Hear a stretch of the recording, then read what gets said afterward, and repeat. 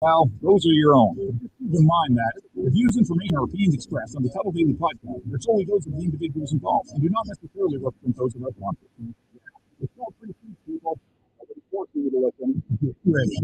Yeah. The all-time greatest podcast producer we've ever had, of course. Tuddle in Florida. From the Hobos No wonder nobody likes you, Tuddle. He thinks a goddamn debate. What's going on, everybody? Welcome. Welcome to a Friday edition of the Tuddle Daily Podcast. I want to thank the 9 people I have in here right now across all platforms. But that's Twisted Movies. I think it's like a new one for me. Twisted Movies. This is the first time you checking out the live show. For the people that check out the audio version of the Tuddle Daily Podcast, if you ever want to check out this live and see what it's about and stuff, you can usually do that. What is that?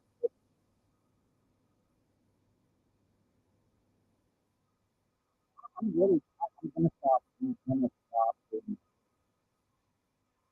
Or yeah, I know. I don't know what the fuck's going on. Yeah, trust me, it really fucking pisses me off. And I don't know what to fucking do. Like, seriously, this is really fucking pissing me off. To the point where it's like, I don't even want to do this anymore. I'm doing the best that I can.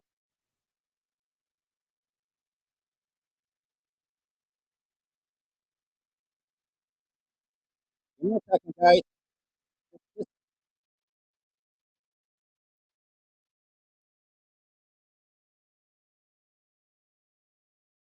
Can you guys hear me now? Let's see how that sounds. I don't know if it's computer. I don't know if it's an internet connection. I really don't know what it is. And I'm just to the point where it's just like, why even fucking bother? Why am I even bothered? So now, it's just, no, it's not. No, no.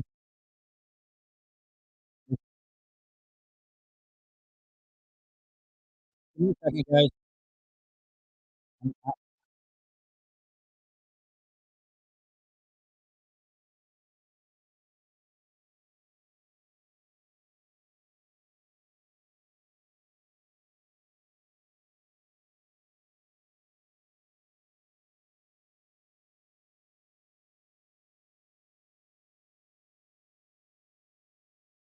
I do this. Let me see. I understand that, Bob D. Everybody, I understand that the audio is bad. I understand that the audio is bad. I know it sounds horrible. Do you really think that I like producing this type of content? So it's good now. Like, please help me understand what the fuck is going on. Like, I need an engineer. I don't even know. Like, if anybody knows any engineers or something like that, I will pay good money just to get this fucking headache done. Like, seriously.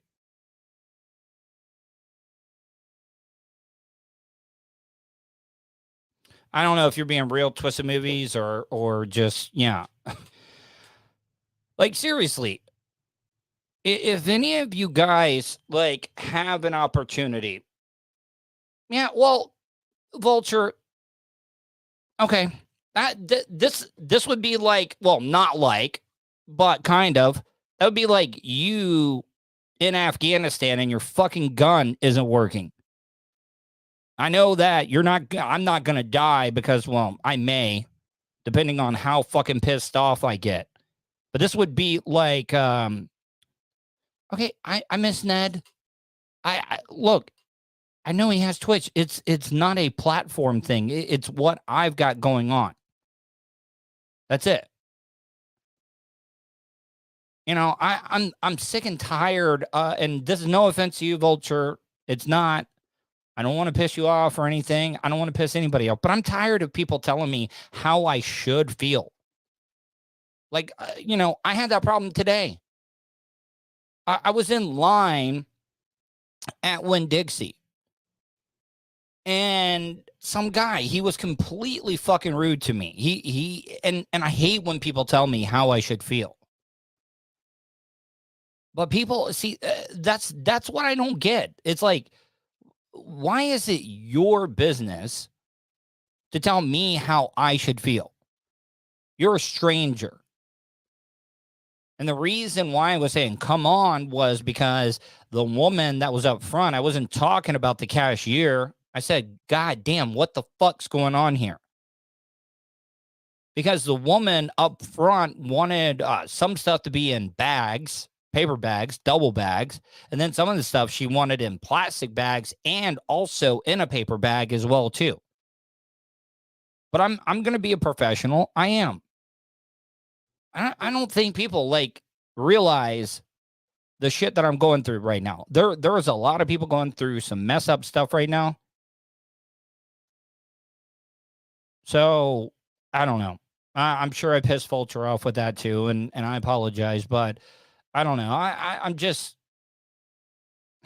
I don't know. Anyways, I got an interview coming up with Safine. She's an author. I also had a problem today. This is how bad things are right now. Not just in my life. I'm just talking about everywhere else. That the Circle K and the Shell station here in Edgewater are right across the street from each other. And people can't be decent. People cannot be decent. It was $4.39 at the Circle K. It was $4.05 at the Shell station. I'm getting over to the Shell station because I was going to get it at the Circle K, but I'm like, fuck. I mean, 35 cents is worth it. So I went over there and everybody wanted to be a dick there. I pulled up to the pump because it was one person there and I got behind that person. It was the way that I came in. I don't have voice up. I don't have voice up. Thank you for the reminder, Vulture. But no, I don't have voice up.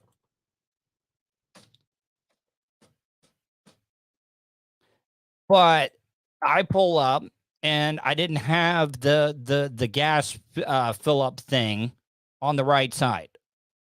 So I had to turn back around. Do you realize that somebody tried to jump up in front of me? Somebody tried to just cut me off. Voice is up now, Vulture. And the guy wanted to yell at me oh, you should have been on the fucking right side in the first place. And I'm like, am I really going to have to start carrying my concealed a little bit more than what I am right now? And I'm not saying that in a bad way that I'm looking for a reason to use it. But I just feel like everybody is on edge right now. Everybody is on edge. Nobody can be cool. Nobody can be cool at all. And they were just being dicks. Everybody was being dicks. It's just I can just feel it coming. Not with me. I'm telling you, you're gonna see a lot more stuff going on. And I'm not, being a conservative or a liberal or anything like that. I'm not. I'm just saying, people, just be careful out there. You really don't know what people are going through. And luckily, I was trying to be cool, calm, and collective. If that would have been anybody else that the person cut off at the gas pump or wanted a bitch because I didn't have my gas filler upper on the right side. And I know that's not what you're supposed to call a gas filler upper. And then the guy telling me how I should feel. He told me to calm down. And he called me buddy too. Have you guys ever ever realized when another man calls you buddy? I advise not to do that. do not call if you're a man and you're talking to another man and you're trying to talk sense into him, the last thing you want to do is say, buddy. Do not buddy somebody you don't know, because that automatically puts somebody in a defensive situation. So I'm just trying to help you out. Like, I don't want people to think like I'm cracking or anything, or I'm going to be like Michael Douglas and falling down. That's not what I'm going for, people. What I'm trying to say is that just have a little compassion. Just have a little bit of understanding. I know that I probably shouldn't get pissed off because the woman in front of me needed her groceries bagged up in a certain way. But guess what? Winn-Dixie doesn't even have baggers. They don't. So when you need your special request on how you need things packed, get that shit out of here. Seriously. Just throw everything in a plastic bag. Reuse them. They make great pickup things, like when you're walking your dog and stuff.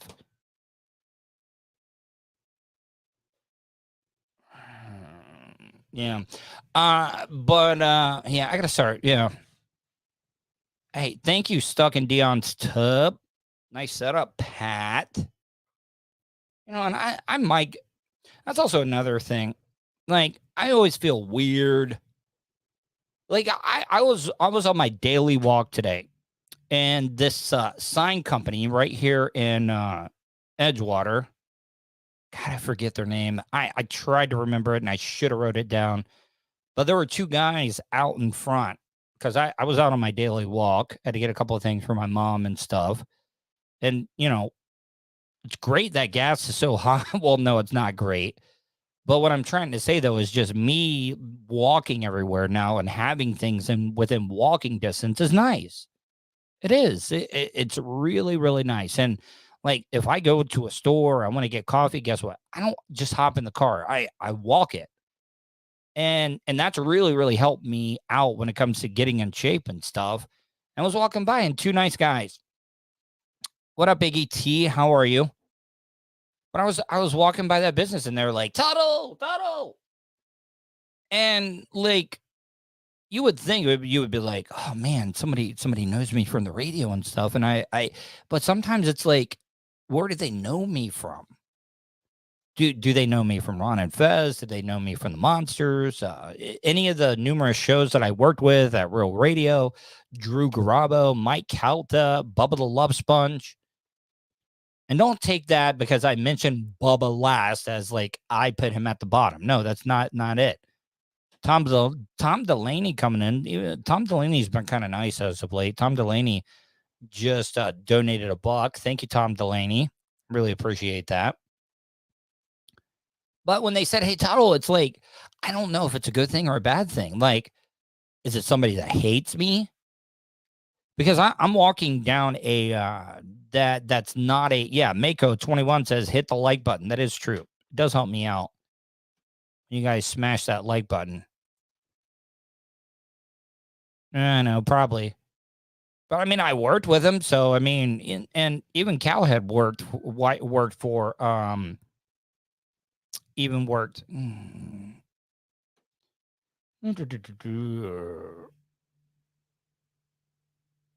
Oh, I'll have to check that out. I gotta stop reading messages and stuff. I'll stop that. But no, I mean, I worked for both of them. Hell, Cowhead was even on Bubba's show. So I walked by this sign business, and they're out there smoking their cigarettes, and they call my name, and I turn around, and I'm just like, it's a goddamn crapshoot. It really is a crapshoot.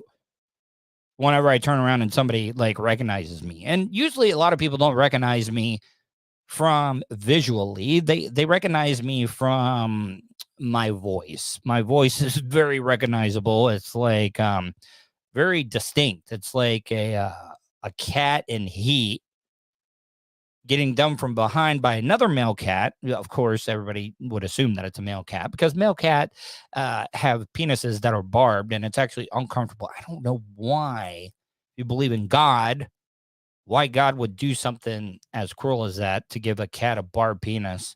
Could you imagine if dudes, human beings, had barbed penises? Or we were like dogs. Like, seriously, dogs and cats get the raw end of the deal when it comes to penises, because male cats' penises are barbed.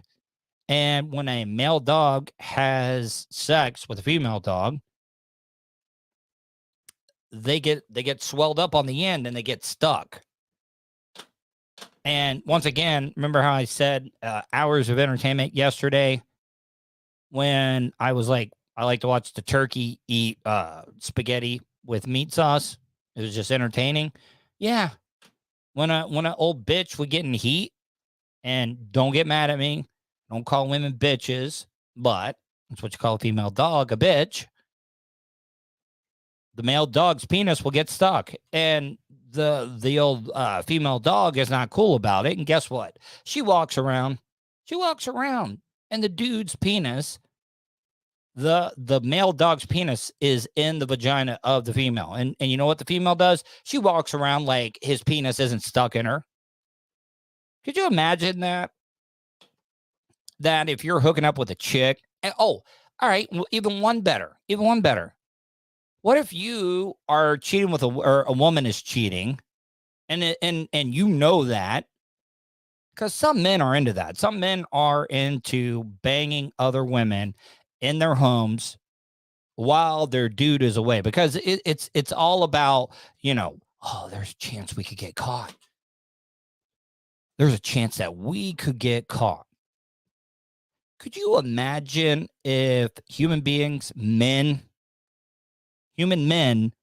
their penises got stuck in a chick that they were hooking up with? Could you imagine if the woman's old man comes home? How do you explain that? Seriously, I mean, how do you explain that? I mean, the only thing I could think of, if you were a woman and you didn't want to get caught by your old man that you were cheating, and the guy that you're cheating with, his penis is stuck, the only thing you could do is hop in the shower. But then think about this. A lot of dudes will just hop right into the shower with their old lady when they get home. How uncomfortable would that be? And say the lady, some of the guys want to take it another step further. They love to hook up with chicks that got old men, not old men, but just their old man. And they've been to prison, like for violent crimes, like armed robbery type shit. Because the more danger there is, the guy can get off quicker. I mean, there's just some guys that are into that type of stuff. They want the danger. They want the danger to, oh man, I might get caught by a convict that did prison time. I mean, some guys might find that exciting. And you know how uncomfortable that would be? That's why there would be a lot of double homicides if that did happen, because it'd be easy to take out both of them when they're stuck together if they were like dogs. The other big cruel joke when it comes to animal penises is a pig, hog's corkscrew. Telling you, look it up. Don't do it right now while you're watching this show, but look it up. Pig's penis, corkscrew. And it just, hours of entertainment watching pigs have sex as well, too. Yes, I had a very boring childhood. But back to what I was saying, I did an interview earlier thanks to my great producer, Vulture. Vulture hooked me up with a great interview with Safine. And I would like to get your feedback on this interview. Iggy T, do not judge me.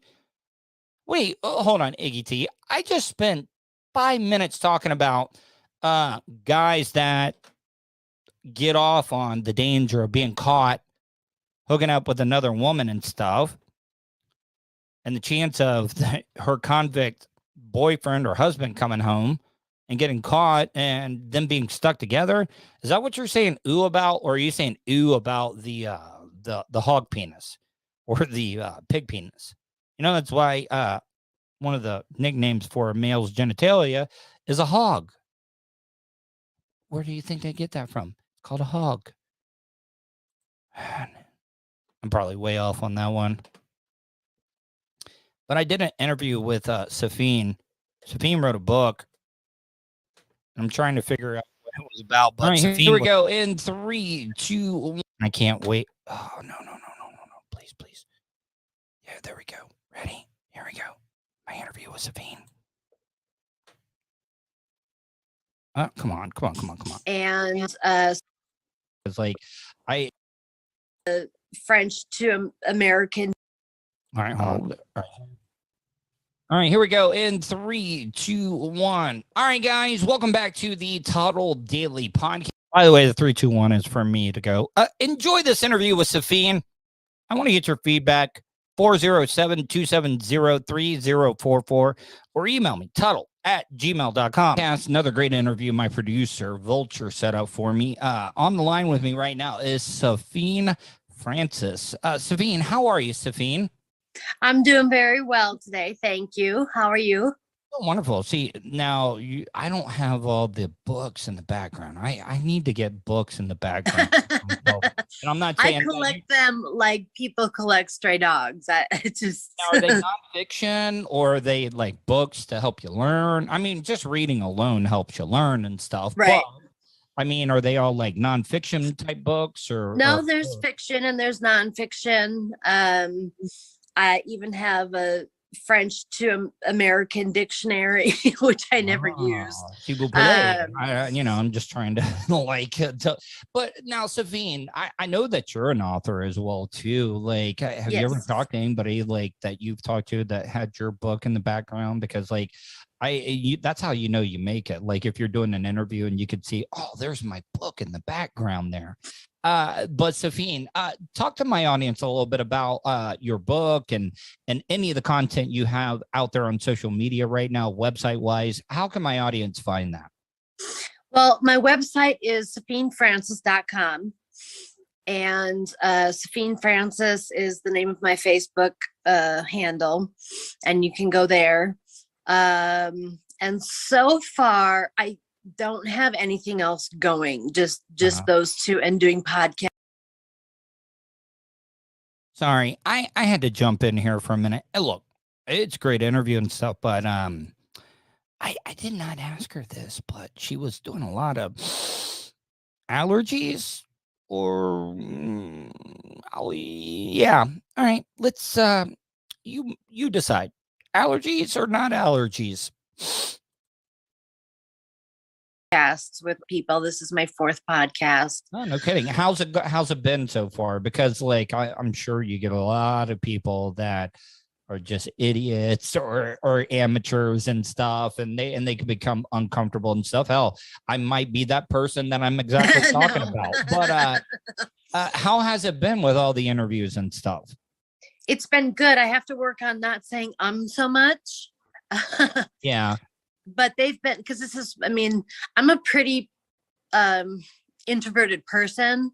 So talking to people is something I find difficult. But Safine, I'm an introvert as well too. Like I am so like messed up in the head. Like I've been in mental institutions one time for a long time, but I recently got off of all the psychotropic meds and all that stuff like that. So I kind of compare myself to that whole duck thing. Like I look calm, cool, and collective above the water, but like my feet are just like flailing around at 100 miles an hour. So it's kind of like I've gotten used to it from all my years of working in radio. And I do consider myself an introvert. Like I'm not good when it comes to personal social experiences itself. It's just I get out there and do it. Yeah, you have to get out there and do it. And it's interesting that you mentioned mental illness, because I myself suffer from mental illness. I've been in and out of institutions since I was 14. Yeah. Struggled with drugs and alcohol, but Were you self-medicating because of any trauma in the past? Because yes. Now that was one of the reasons that I found out was why I had abuse problems. Not me getting abused, but just abusing things. I have a very addictive personality, and it's like when I do stuff, my new thing is working out and walking and running and doing all that stuff. So I guess that's a good addiction to have, and I'm not like I'm not like drinking or taking any pills that anybody hands me, and I'm off of all the psychotropic medication as well too. But yeah, it's weird how we just self-medicate, because I feel like it's such a dark cloud here, especially here in America. It's like I know. you're looked at like you have a weakness just because Yeah. you suffer from some type of mental illness. And that incorporates in my book. My main character's mother goes crazy, and she starts seeing things, and she starts thinking to herself that she too is going crazy. And I've written it to where it deals a little bit with mental illness, because I do suffer from it and I understand it. My mom was mentally ill for years before she got the right kind of medication, and she was able to come out of it and be there, be present. But she was a zombie for many years of my childhood. Yeah, I mean, I was as well too. That's why I got off of and look, like what I'm trying to say is I don't want anybody to take like what I'm saying as this is what you should do. Like, it's worked for me getting off of, because I really do feel like here in this country, our answer is just to throw prescription medications down the throat. It's just like they don't want to deal with it. They just want to take this. It'll help you out. Yep, I agree. There's more to it than just the drugs. There's no wonder pill. If there was, I would take it. Exactly. I do still take medication. I've gone off of it before and have gone off the deep end. So a couple of times. And so I have been more, I am on some antidepressants and anti-anxiety medication and medication to help me sleep, because I don't sleep worth anything. But yeah, I mean, the first time I was hospitalized, I meant to put in the mental institution, was when I was 14. I tried to commit suicide. Oh, I did that too. I tried to like hang myself from a ceiling fan, but I ripped out of the roof. So, I mean, it was a good thing. I mean, that was the one thing, spending the 11 days in the hospital is what woke myself up to. All right, they're just throwing pills down your throat and stuff. And like I said, my path does not work for everybody. So please don't go off of any of your medication just because you hear me doing it. I don't want to think that. No, I know of some people who've gone off their medication and have thrived just fine. But I've done it so many times that I know I don't do well without my medication. And I'm not embarrassed about it. And I don't think your path is the wrong way either.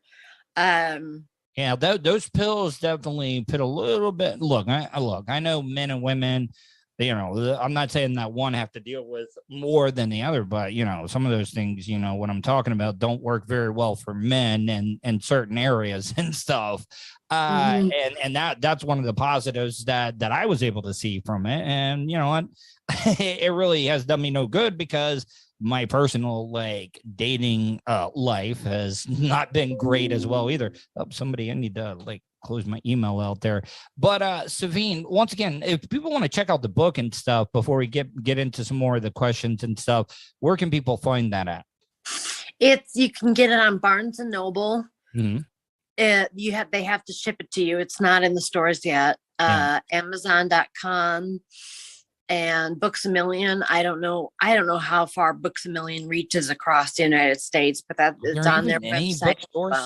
Is there any bookstores out anymore? It's like I can't tell you the last time I've seen a bookstore. I am in Nashville, Tennessee, and I only know of one Barnes and Noble, and it's about an hour away from me. The Books A Million I've got up the street, not too far. But I plan on putting it in. My uncle owns a bookstore in Minnesota, which is where I'm from. Minnesota, eh? You like the bookstore, eh? You betcha. I'm gonna get that book. Yeah, you betcha. And I'm planning to call my uncle and say, will you put this on your table of new authors, or whatever. Yeah, I mean, if Um, anybody's going to put your book anywhere, it should be a family member. Like I'm not.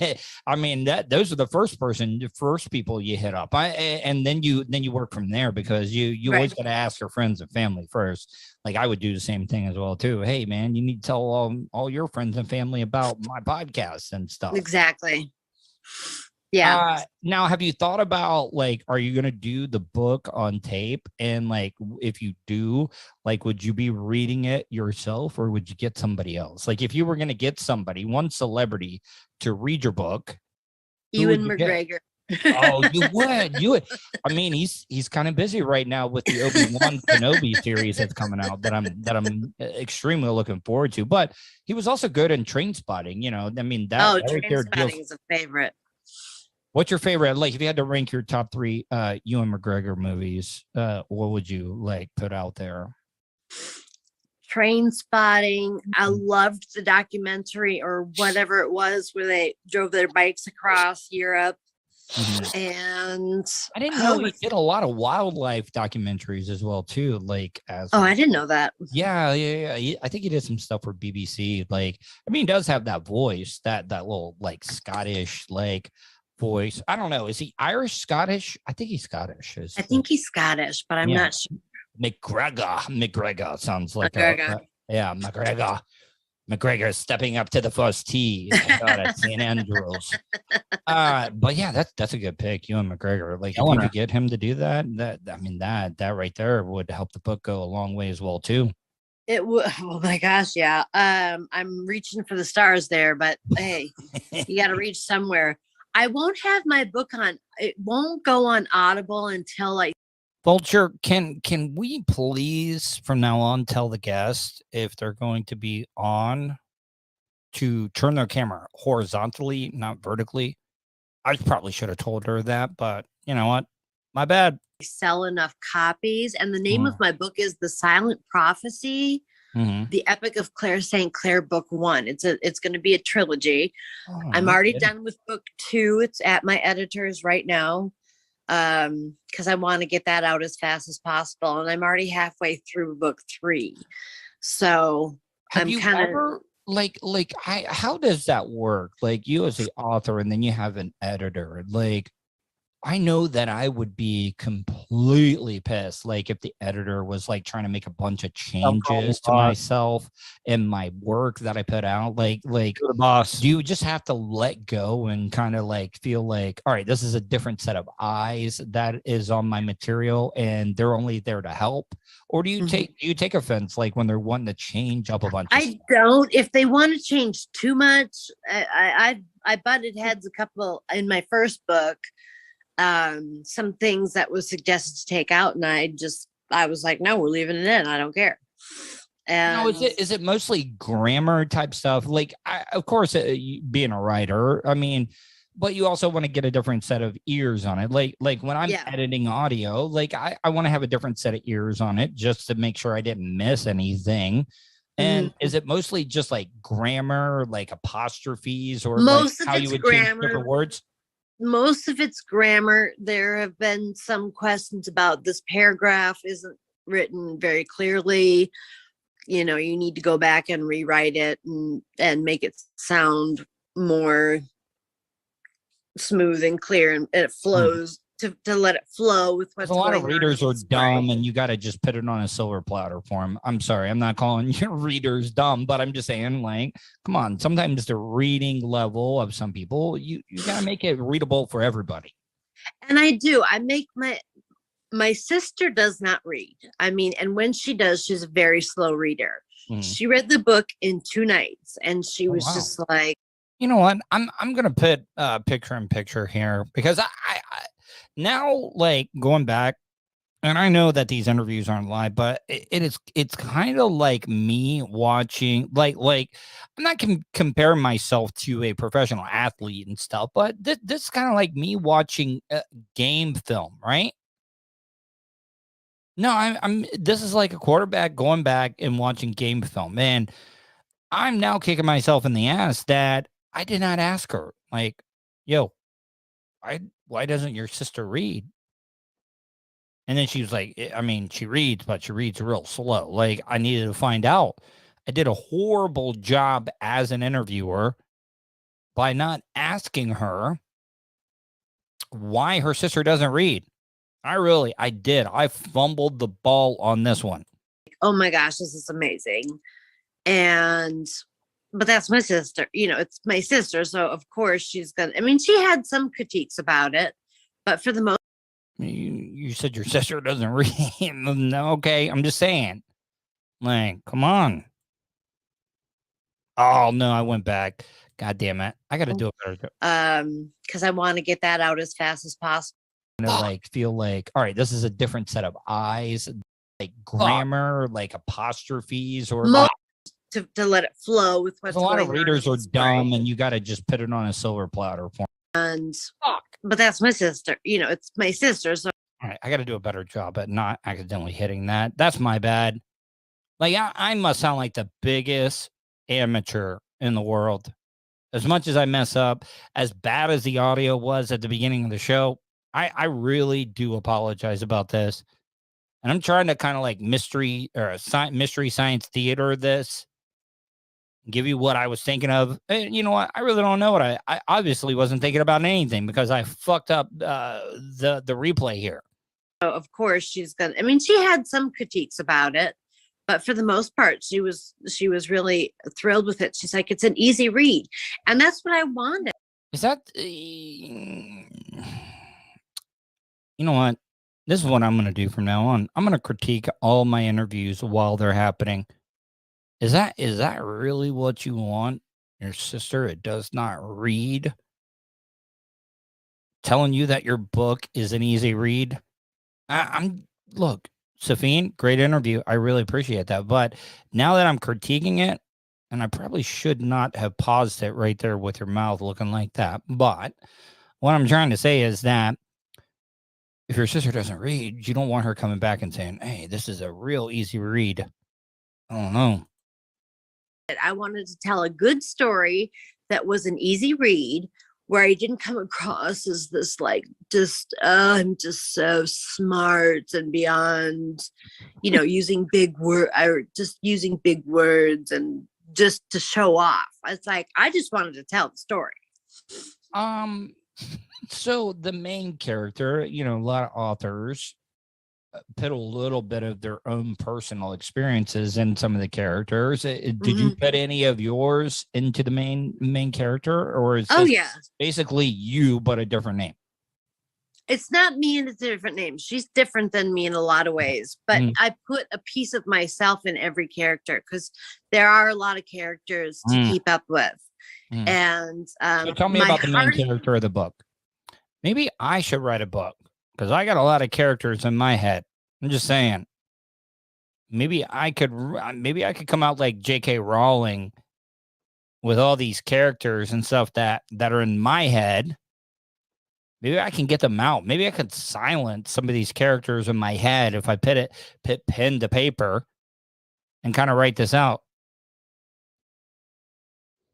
Well, Twisted Movies, you know what? Here, I'm going to put that up there. Twisted Movies says, well, my definition of easy read is one that is hard to put down. Not the subject matter is simple. Just as a hard read is one where you actually have to work to finish it. Thank you very much, Twisted Wave. I stand corrected. Like I tried to dig on Safine and Twisted Movies just like threw it right back in my face. He was kind of like being like the Kimbe Mutombo and just swatting that easy bucket and throwing it right back in my face, wagging his fingers. That's what Twisted Movies just did to me. What? Tell me a little bit about the main character in the book for my audience. Well, her name is Claire St. Clair, and she is in her 30s. She works as a museum curator at the Minneapolis Institute of Art. She has a slight deformity on her back because she was born with extra bones along her spine. All right. So this is also where I messed up. This is where I was not being a great interviewer. And I'm sorry, Safine. And the doctors. All right. I'm getting you to a better place where you don't have a round mouth there. But This is also where I messed up as an interviewer. I really should have asked her. It was like, okay, extra bones in your rib cage or your spine, because I've heard of scoliosis and that's curvature of the spine. I would think extra bones would be kind of like would make it like an X-Men or something. To have extra bones in your spine, you know, a lot of people complain about a weak back. When you think a weak back would be like fewer bones in your back, her main character has extra bones in her back. Like I said, that's some X-Men type shit. Could never figure out what was wrong with her, and anytime they tried to remove them or whatever, it was risking her life. Mm-hmm. Oh, I got to tell you what I was thinking when she said every time they cut some of the bones out of her back, they would grow back. Like the main character was like Wolverine, had regenerating powers and stuff. Every time they cut a bone out of her back, it grew back. Her mother went crazy, like I said earlier, and she grew up with a father who blamed her for her mother going crazy. And I mean, didn't she say that this character didn't have a lot of and she is very unsure of everything that she does. There's a lot of hesitation. And this is me. I mean, she sounds like she wrote a book about me. In every move she makes. And she questions herself through the whole thing. Because she gets thrown into a world of supernatural where she comes across. Oh, this is where I geek out. Nephilim and demons and angels. Now I want to. This almost reminds me, and one of my favorite TV shows of all time was Supernatural, that dealt with the supernatural world and stuff. Like that was one of my favorite books or movie or series. I love. See, now I never realized how I described the show. If anybody here says, "Hey, I watch Supernatural," and you ask, "Hey, what's it about?" Just take it as Supernatural is. It describes the show. It's about supernatural. Because if you hear how I just described it, oh yeah, my favorite show is Supernatural. It dealt with supernatural things. Yeah. So I already asked like if you were going to get somebody to read it, but like if this book ever got optioned for a movie, like who could you see playing the St. Clair character? Well, it's really odd. I just finished the show Yellowstone. Yeah. Oh, would you get Beth? Beth. I would love Beth, but she doesn't look like Claire. Well, who really hit me, and even though she's an Indian, I think she could pull it off. Jesse's wife. Yeah. Casey's wife. Yeah. Casey. Sorry. I said Jesse, but Casey's wife. Yeah. Like, yeah. I could see that one. She really has a lot of look to her that I see in Claire. Is it because, see, if you saw Casey's wife, you would be like, oh man, she's a very frail woman, very womanish like. But if you didn't know her, she's a very strong, powerful woman that is a big package in a small like wrapping. Yes, because Claire is very short. By the way, I'm wearing the same exact thing as I did for this interview. Do I look that bad? Like seriously, maybe it's the camera. I don't know. Does my skin really look that bad? She's 5'2", maybe 5 feet. I can't remember, but so she's a spinner. Have you guys? Is that a Southern term for real? Like, hold on, let me put side to side here. No. Have you guys ever heard the term spinner? Seriously, is that a Southern thing? Like if you're with a very like short, petite woman, is like that just an American thing? I know I got a Canadian in here that's watching a show. Is that I mean, have you guys ever heard that term up in Canada, Iggy? Spinner? I'm just asking. Because maybe that's just a Southern thing here in the United States as well, too. but a spinner is just like a short type girl that you could spin around on things, if you know what I'm talking about. God, I sound like a real sexual deviant tonight. I'm talking about dog sex, pig sex. I'm talking about spinners and stuff. I'm not trying to shock jock you guys and stuff. It's just something that popped into my head. 5'2", $120. That's a spinner. Definitely a spinner, in my opinion. She's got the dark hair, and she comes across real frail. Because she's so small.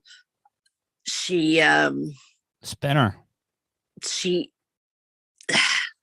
struggles a lot in the book because of what she's thrown into, and accepting it and believing it to be real, and understanding that her mom doesn't go crazy this character for a reason, and you find that out later. And that doesn't hurt. That's not a spoiler. That's not a spoiler. No, but I could see, like, I'm just guessing because I haven't read it yet, but I read the synopsis and stuff. So, like, if she thinks all this stuff is going on and her mom's crazy, I can almost see where, like, she finds out from her own investigation. See, I'm just making a stab in the dark that she finds out that her mom really isn't crazy. Right. Yeah. Like, see, I mean, I could see now I'm going to pick this up because now I probably just ruined the book for I'm hooked now. Like, I think you need more like strong female heroines in literature. I do too. And I think I believe I all right. I want to thank Safine. Thank you, Safine, for coming on. Like, I really, really, really appreciate it. I just, I mean, it's my fault, Safine. I really, really should have ended the interview a little bit earlier than when I did. I apologize. But check out Safine's book. She told you at the beginning of the show.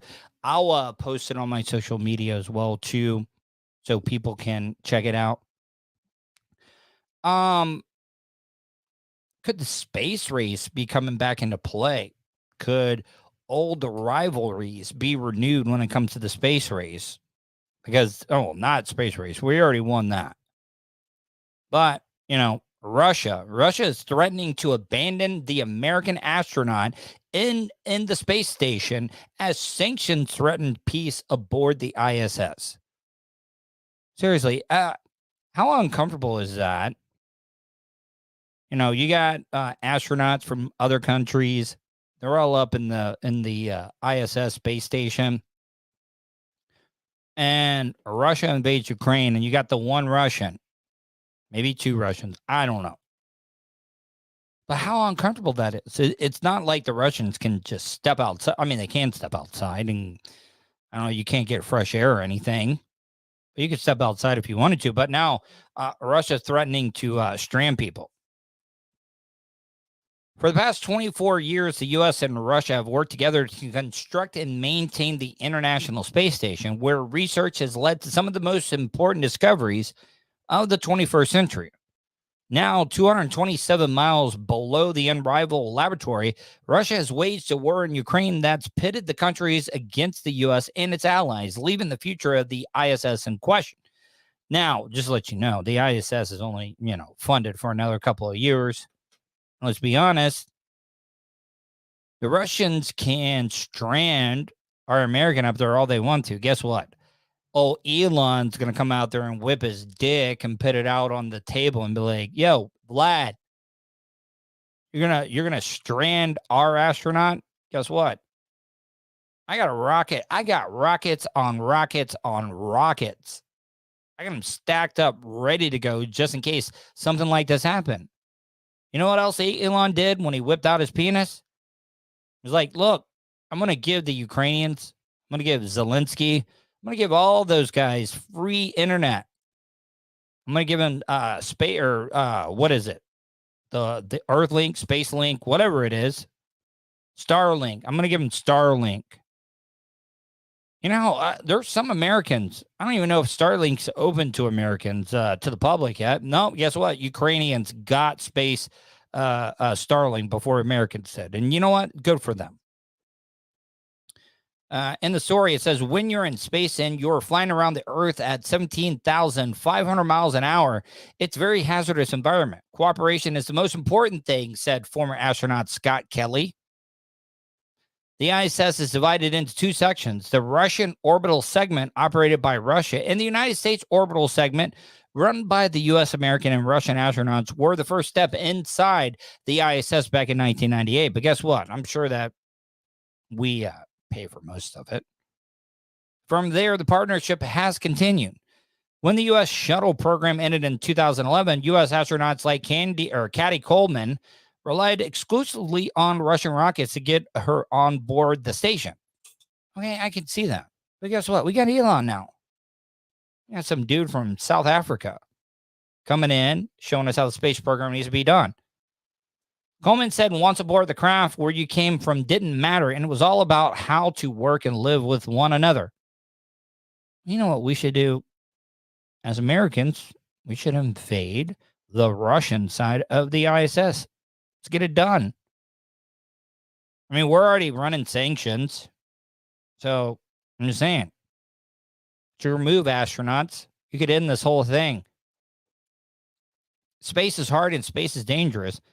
And in my experience with our Russian partners, it means sitting down, having a meal together, but, floating meal, said Coleman. It's talking about what's ahead for you, what's hard for them, and how together we can get this accomplished. Look each other in the eye and realize that we're all about the same thing.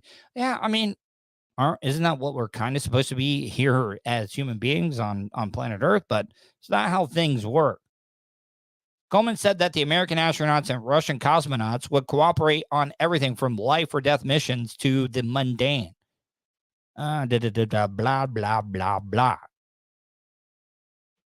So let's get to the part where, well, now that tweets, and you know what? Nothing's going to happen. They're not going to abandon Americans in space. It's just not going to happen. One last thing before I go. A lot of the misinformation that's been going on, and you know what? I don't even know if I should even talk about this because, but this is, once again, from, well, I don't know. It's from the drive.com. Russia makes crazy claim that U.S. is training birds to spread Ukrainian bioweapon. Yeah, let's see about that. The Kremlin's invasion has now entered. You know what? I'm not talking about this. I'm not going to talk about this. I'm not going to get another strike against me. And I've already gotten one for misinformation. And I swore up and down that I wasn't going to talk about this stuff. I probably already got a little bit of a strike just from talking about the cosmonauts and stuff. Cosmonauts.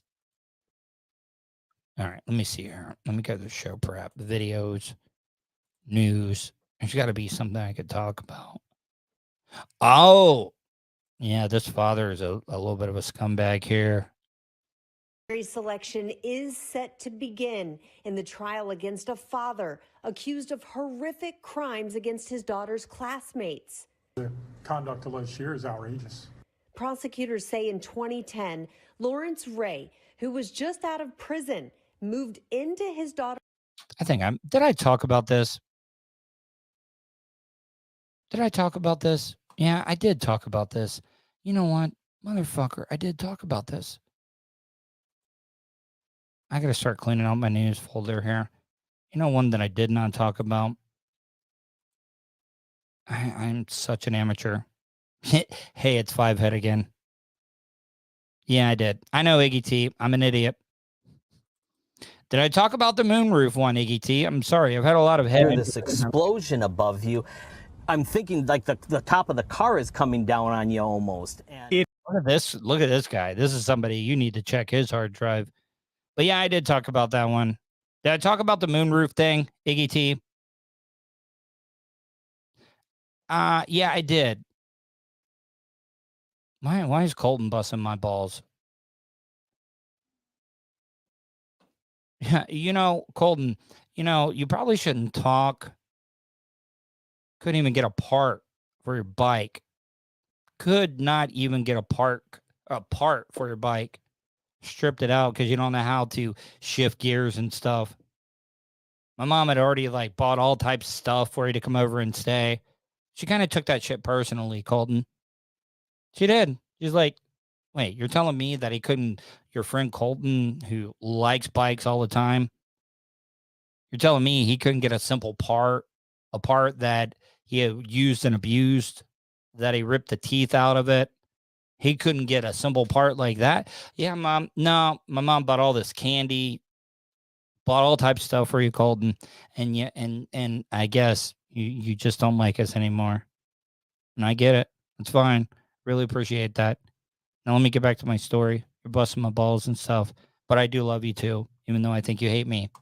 It happened February 12th to Heath Martinson and his 83-year-old mother while driving home to Newport Richey along Highway 19 in his Honda Civic when the sunroof. Wait a minute, I think I was on Highway 19 when I took Colton back because his bike broke down. Roof just blew out. I was in shock, actually. When I got home and found the expanse of this damage, I couldn't understand it. Do you think it could? By the way, don't own a Honda Civic. I mean, Honda Civics are cool, but do you really need a moonroof in it? Cause someone to lose control and wait, does this guy got a receding hairline and a ponytail? Dude, could you get any more stereotypical of somebody that needs to have their hard drive checked? crash? I think so, mostly if it got in their eyes. I'm lucky I have glasses, but even something coming down could come right in between the glasses. Whatever. This is dude just trying to get paid. And probably, get into your eyes. A Honda spokesman tells Wesh 2 investigates there has been no identified defect in the moonroof glass of the 2020.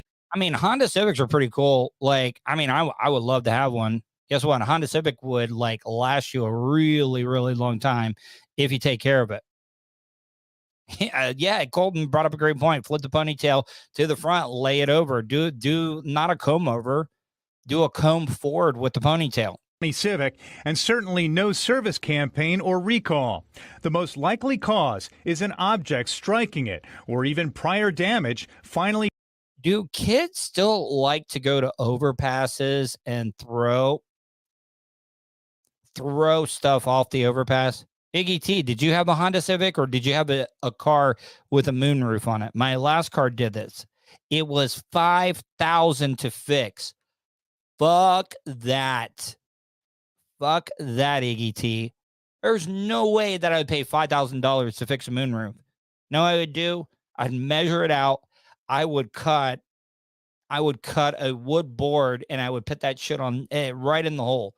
Because Iggy T, did yours have that little, like, that thing that guy had? Oh, yeah. I mean, Iggy, that's how you roll. Driving around, well, BMW 3 Series, but I mean, that's still better than any car that I've ever owned before. Wait, it was the whole roof? Wait, the glass? No. Yeah, $5,000. I definitely would definitely not pay $5,000, especially if it has that thing. cracking as the vehicle body flexes. Guess what? Like, I don't even I mean, convertibles are cool and stuff, but like, yeah, Colton, what would you do? Would you go like to a pull it? Would you get a new roof or would you pay $5,000 for it? No, Colton would go down to the pull it. I'd be there. Wait, the whole roof was glass. Yeah, but I mean, come on, yeah, you got an X3. I mean, you would think, BMW would not do something like that. But what happened to Martinson is happening more often, especially with larger panoramic sunroofs, and with more than half of the new. That looked like a BMW right there. I think it did. It was that red car. That looks like is that a BMW? It's definitely a BMW, I think. It's got to be. Panoramic sunroofs, and with more than half of the new vehicles sold equipped with the popular feature. Iggy T, by the way, that's my producer and not me. No, I'm not. You guys better be respectful. Stop it. Feature, We heard a loud bang, and it sounded like a gunshot that went off. Justin Risen told West 2 Investigates in 2020 he nearly spun out on the turnpike when his BMW sunroof. Okay, well, guess what? I'm being cool. I respect the listener. I don't want you guys. Just let you know, AET, they're telling me to run the numbers and stuff, and I'm not doing that to her. Okay, so please stop. God damn. Shatter. You guys are just trying to run off listeners now. From 1995 through 2017, there were more than 850 complaints to the government of exploding sunroofs in 200-plus models from 35 manufacturers. Stop. 36 people were injured. Safety groups say an often overlooked concern when sunroofs crack or shatter is the potential for ejection through the opening in a crash. Wait, come on now. All right, for one, if you got your seatbelt on, you're not going to get ejected out of the top. Now people are just looking to get paid. According to a 2019 report by the National Highway Traffic Safety Administration, or NHTSA, between 2004 and 2017, 1,250 people died after being ejected. Yeah, I mean, yeah.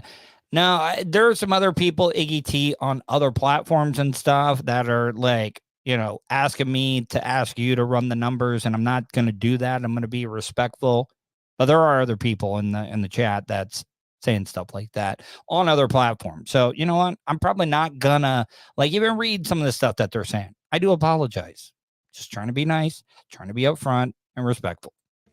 Through open or closed sunroofs. At some point, people are going to get hurt, and it's extremely dangerous when you're driving that happens. Sheila Dunn is with the National Motorists Association. It's been pushing NHTSA to create new rules for manufacturers. For example, see how that windshield stayed You just hit it with a sledgehammer. together? It's made from laminated glass, not the tempered glass used in most sunroofs that can erupt into small pieces. The same glass used in... By the way, I mean, you're going to have... I don't know. This sounds like a... You know what? I really can't bitch about this story because I'm talking about Martinson's sunroof. We certainly don't want anyone to die from a cracked roof or ejection from the roof. NHTSA has done research to test laminated glass, showing in this video how it resists breaking.